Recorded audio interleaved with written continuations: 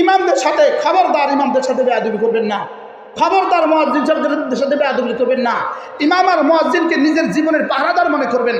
এরা আমার মসজিদে আল্লাহর ঘরের পাহারাদার, এরা আমার ইমামের পাহারাদার, এরা আমাদের কোরআনের পাহারাদার, এরা দেশের পাহারাদার, দেশের পাহারাদার।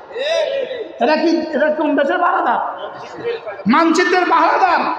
এই জন্য বাংলাদেশের এমন কোনো ইমাম আমার মনে হয় নাই, আমার জানা নাই, এমন কোনো মুয়াজ্জিন আমার জানা নাই যার বিদেশে বাড়ি আছে।